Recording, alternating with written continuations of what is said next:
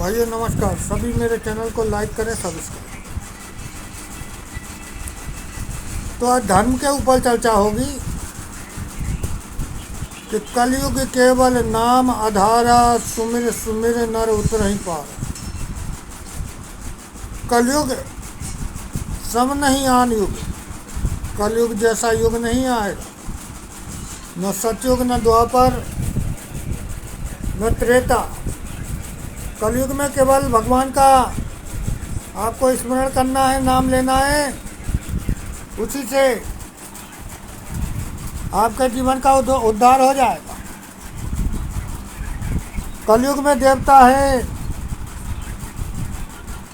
जो कि आपके हर संकट में खड़े रहेंगे। जैसे देवता वीर हनुमान, जिनको लोग बजरंगबली कहते, जिनको बालाजी सरकार का भी नाम दिया गया। तो ये अमिट सत्य है कि आप जब मुसीबत में होंगे तो आपके संकट में यदि आप उनको पुकारेंगे अपने मन से, तो जैसे प्रभु हनुमान जी आपके लिए कहीं ना कहीं से मदद करेंगे। ऐसा मैंने खुद अपने में आजमाया। तो संकट हरने वाले, आपकी पीड़ा हरने वाले, आपके कष्ट हरने वाले, आपको बुद्धि विवेक बल देने वाले ये कलयुग के देवता बजरंगबली हनुमान जी,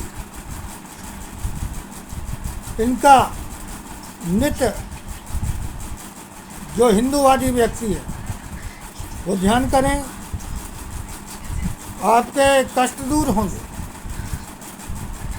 अभी कुछ दिन पहले आदि शक्ति देवी माँ के जो नवरात्रे थे, 9 दिन के विशेष अनुष्ठान लोगों ने किए हैं, और इन अनुष्ठानों में देवी माँ ने शक्ति दी है, उनके कष्ट हरे। ऐसा नहीं है, आप एक ऊर्जा से चल रहे, एक प्रभु की ऊर्जा से चल रहे, एक सत्यता की ऊर्जा से चल रहे। आप जीवन के सत्य को जानिए, परखिए, आप कौन है, आपकी आत्मा क्या है, परमात्मा क्या है, दिव्य ज्ञान क्या है, आप यहाँ आए कैसे हैं, और अगर आप आए हैं तो आप हैं कौन। यदि इन प्रश्नों के आपने सही जवाब पा लिए तो समझिए कि आपको एक दिव्य ऊर्जा, एक विवेक, एक ज्ञान, एक बुद्धि, एक बल आपके जीवन में आ जाए,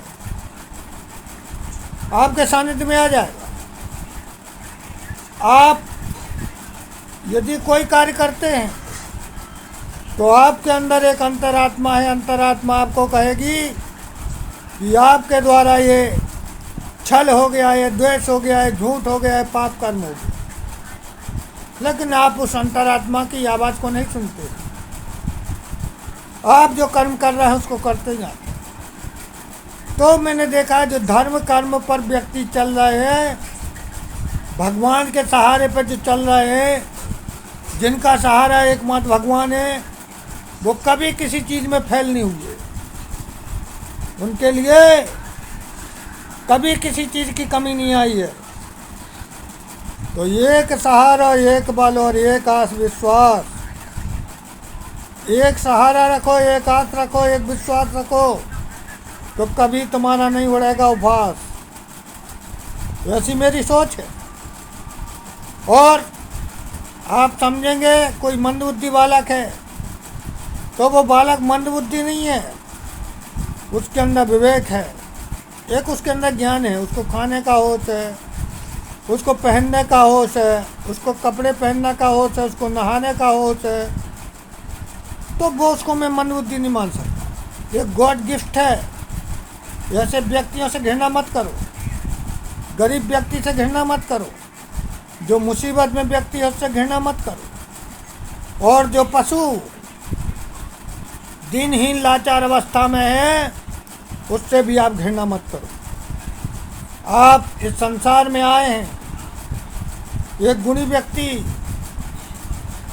प्रत्येक व्यक्ति का दिमाग वही है, शरीर वही है, लेकिन आप अपने शरीर और गुण को किस प्रकार से आगे लेते हैं, किस प्रकार से आप उसको आगे बढ़ाते हैं, ये आपके विवेक और सोच के ऊपर है। ये किसी की दूसरे व्यक्ति की सोच नहीं है कि वो आपके ऊपर थोप दी जाए। आप जैसा करेंगे कर्म, वैसा आपको फल मिलेगा। जैसा खाएंगे अन्न, वैसा रहेगा आपका मन। ये सब किंवदंतियाँ हैं, ये किंवदंतियाँ सही हैं। तो सत्य के ऊपर चले, निष्ठा के ऊपर चले, भगवान के ऊपर चलें। यदि आप भगवान के ऊपर चलेंगे तो आपको किसी चीज़ की धन धान की, किसी चीज़ की कमी नहीं आएगी। भगवान किस रूप में आकर के आपकी मदद करेगा, आपको पता नहीं चलेगा। आपको किस रूप में भगवान आकर के मदद कर जाएगा। आपके कभी देखा होगा, आपके यहाँ खाने के लिए नहीं होगा, भगवान किसी रूप में आकर के और आपको कहो खाने की मदद कर दे। भगवान किसी रूप में आकर के कभी आपके आर्थिक मदद कर दे। भगवान कभी किसी रूप में आकर के आपकी मुसीबतों को टाल दे। तो इसलिए एक विश्वास पर रहिए, एक भरोसे पर रहिए कि सिर्फ भगवान को मानिए। भगवान को मानते रहेंगे, जानते रहेंगे, अपने आप को खोदते रहेंगे, स्वयं अपने आप को पहचानिए, तो आप इस संसार में, मैं कहता हूँ कि आप इस संसार में सबसे अधिक भाग्यशाली व्यक्ति होंगे। इसलिए सभी व्यक्ति भगवान में आस्था रखें, प्रेम रखें, सत्यता रखें, ईमानदारी रखें, आपका जीवन सफल होगा।